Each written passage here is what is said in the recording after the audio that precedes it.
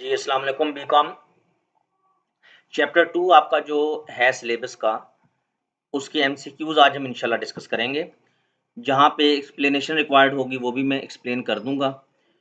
ये चैप्टर 2 जो था इसमें टॉपिक्स जो हैं सीपीयू से रिलेटेड हमने बात की थी, सेंट्रल प्रोसेसिंग यूनिट। उसके आगे फर्दर टू यूनिट्स होते हैं एएलयू अरिथमेटिक लॉजिक यूनिट और सीयू कंट्रोल यूनिट, ठीक है? और फिर इसमें हमने मेमोरी पे बात की थी। मेमोरी में आगे टाइप्स जो हैं हमारे पास रैम, रैंडम एक्सेस मेमोरी, रोम, रीड ओनली मेमोरी। फिर आगे फर्दर हमें पता है कि रैम की टाइप्स हैं एस रैम और D RAM, static random access memory, dynamic random access memory और रोम की टाइप्स हैं P ROM, programmable read only memory, EP ROM erasable programmable read only memory और EEP ROM electrically erasable programmable read only memory. First multiple choice question, CPU stands for very simple central processing unit. जहां पे explanation required होगी वहां पे इंशाल्लाह मैं explain कर दूंगा। कुछ एमसीक्यूज तो बहुत सिंपल हैं। विच part of CPU performs decode operation. ये अब आपको पता होना चाहिए कि सीपीयू के दो पार्ट्स हैं basically, ALU arithmetic logic unit और CU control unit. Keep in mind कि एएलयू जो है ना उसका काम है अरिथमेटिक और लॉजिकल ऑपरेशंस को परफॉर्म करना। अरिथमेटिक ऑपरेशंस कौन से होते हैं? ये प्लस माइनस मल्टीप्लाई डिवाइड वगैरह। और logical operations less than greater than equal equal not equal, these operations are called logical operations. ये है एएलयू का काम। सीयू का काम है, CU stands for control unit. CU का काम है कंट्रोल करना। हमने बात की थी कि सीयू इंस्ट्रक्शन को मेमोरी से फेच करेगा। फेच का मतलब होता है पढ़ना, रीड करना। देन फिर उसको डिकोड करेगा। डिकोड का मतलब होता है कोड को अंडरस्टैंड करना, समझना। यानी कंट्रोल यूनिट इंस्ट्रक्शन को मेमोरी से रीड करेगा, पढ़ेगा। पढ़ने को हम कह रहे हैं फैच ऑपरेशन, रीड करने को। देन उसको डिकोड करेगा, मीन उसको समझेगा, क्योंकि वो इंस्ट्रक्शन जो मेमोरी से फैच होती है वो कोडेड फॉर्म में होती है। उसको इंटरप्रेट करना पड़ता है, डीकोड करना पड़ता है। डीकोड के बाद फिर कंट्रोल यूनिट को ये पता चल जाता है कि कौन सा ऑपरेशन परफॉर्म करना है। देन फिर उसको वो इंस्ट्रक्शन को वो एग्जीक्यूट करेगा।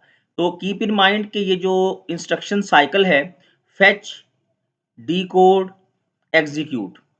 इंस्ट्रक्शन को रीड करना मीन फेच करना, डीकोड करना मीन उसको समझना और एग्जीक्यूट मीन उसको समझाना, एएलयू को समझाना। तो ये तीनों काम, तीनों ऑपरेशंस आपका सीपीयू जो है उसका कंट्रोल यूनिट परफॉर्म करेगा। तो विच part of CPU, which part of CPU performs decode operation? Control unit. Keep in mind, decode करना भी कंट्रोल यूनिट का काम है, फेच करना भी कंट्रोल यूनिट का काम है और एग्जीक्यूट करवाना भी कंट्रोल यूनिट का काम है। Next multiple choice question, the process of interpreting. Interpreting mean understand करना, समझना। इंटरप्रेटिंग द इंस्ट्रक्शन, जी इंस्ट्रक्शन को इंटरप्रेट करने को क्या कहा जाता है? Decode operation. Next, fetch operation is also known as read operation. जी बिल्कुल, फैच ऑपरेशन का दूसरा नाम क्या है? Read operation. Instruction that is fetched यानी read from main memory is stored in. वो इंस्ट्रक्शन जिसको आपका कंट्रोल यूनिट मेन मेमोरी से फेच करके लाएगा, उसको ला के वो कहाँ पे रखेगा? Keep in mind that instruction is placed in a register. Register is memory location, हमने बात की थी inside the CPU. Question 6, the electrical component that provides clock pulses to all other parts of the computer. यानी वो electrical component जो आपके computer के तमाम पार्ट्स को इलेक्ट्रिकल पल्सेस, क्लॉक पल्सेस या इलेक्ट्रिकल सिग्नल्स प्रोवाइड करेगा, that is known as system clock. Keep in mind, ये कंपोनेंट होता है हमारे कंप्यूटर में सिस्टम क्लॉक के नाम से। इसका काम होता है आपके सीपीयू को रेगुलेट करना, उसकी वर्किंग को रेगुलेट करना, उसको क्लॉक टिक्स प्रोवाइड करना। Which part of the CPU, which part of the CPU performs logical operations? जी एएलयू अरिथमेटिक लॉजिक यूनिट। इसका काम है लॉजिकल ऑपरेशंस को परफॉर्म करना। Question 8, which of the following is fastest memory. अच्छा, ये याद रखना है आपने कि कंप्यूटर में डिफरेंट टाइप्स की मेमोरीज हैं, रैम है, रोम है, लेकिन जो फास्टेस्ट मेमोरी है डेट इज रजिस्टर। सबसे फास्टेस्ट मेमोरी जो है that is register. It is placed inside the CPU. It is placed inside the CPU. Which of the following is primary memory. जी, primary memory कौन सी है इनमें से? RAM, ROM, floppy disk, both A and B. जी, both A and B.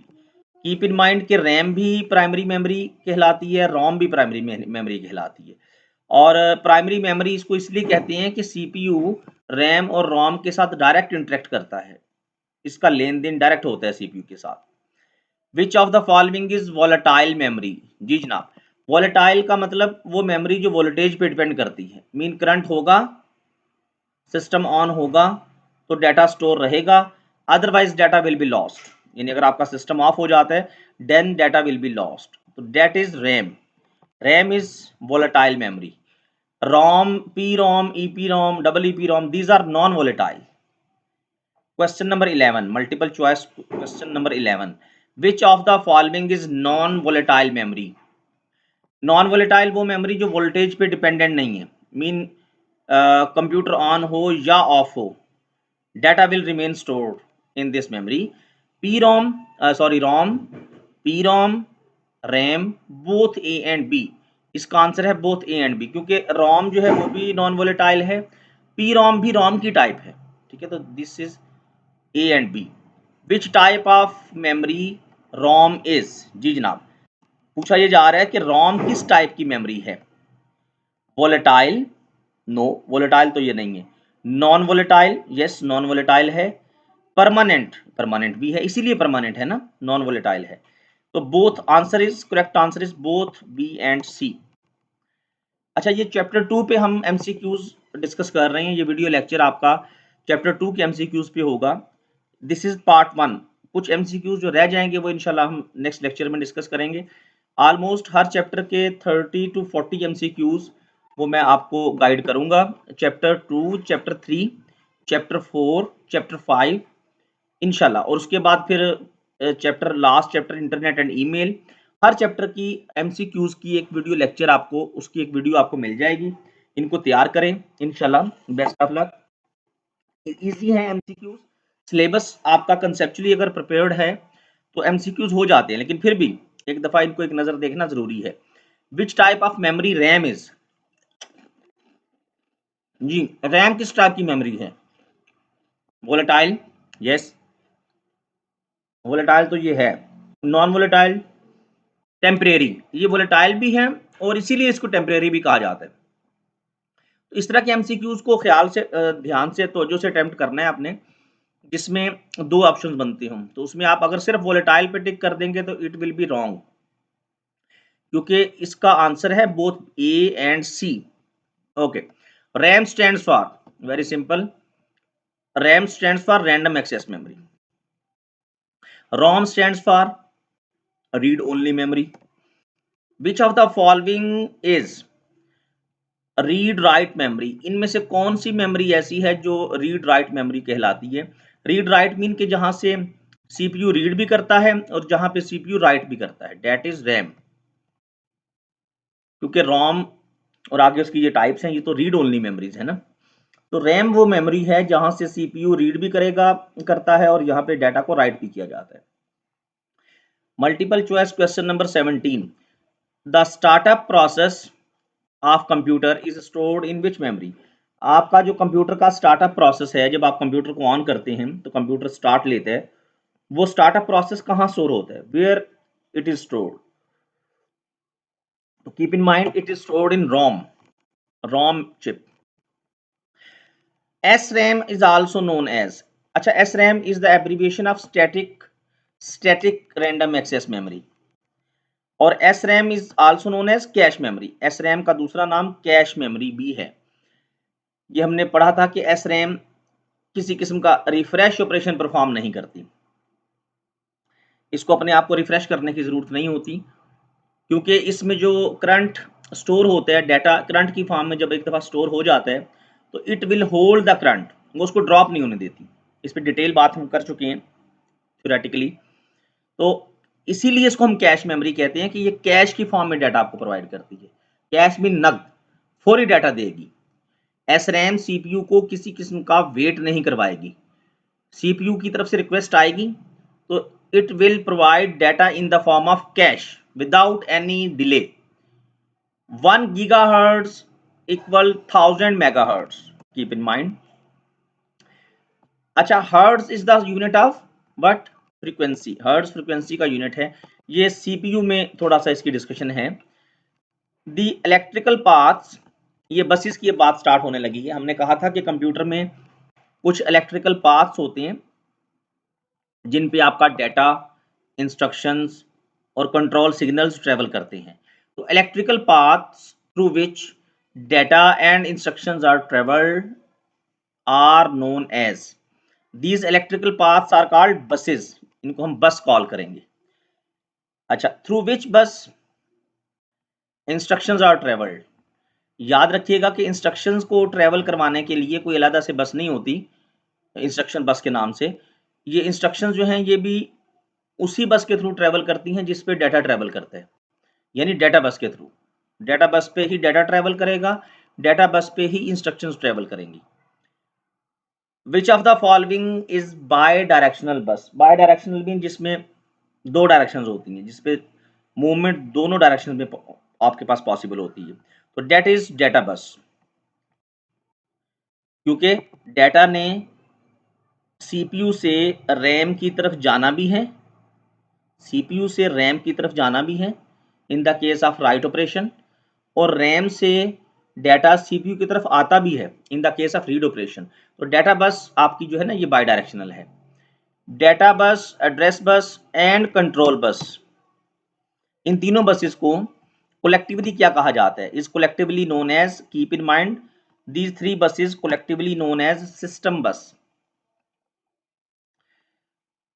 Question number 25, which of the following is secondary memory? Secondary memory कौन सी है जी? रैम, रोम ये तो प्राइमरी मेमोरी है। रिम, RIM के नाम से कोई मेमोरी नहीं होती।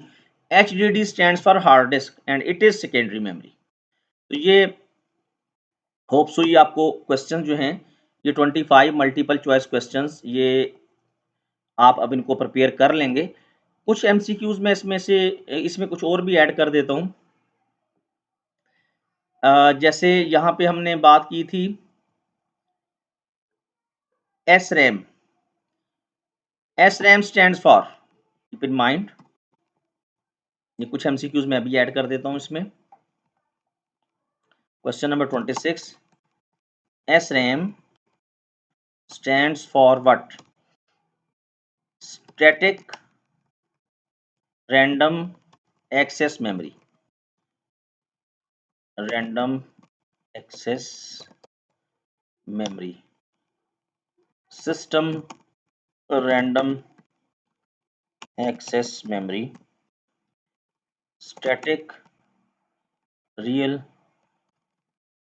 Access Memory, none of the above। तो करेक्ट ऑप्शन कौन सा है जी? SRAM stands for static random access memory.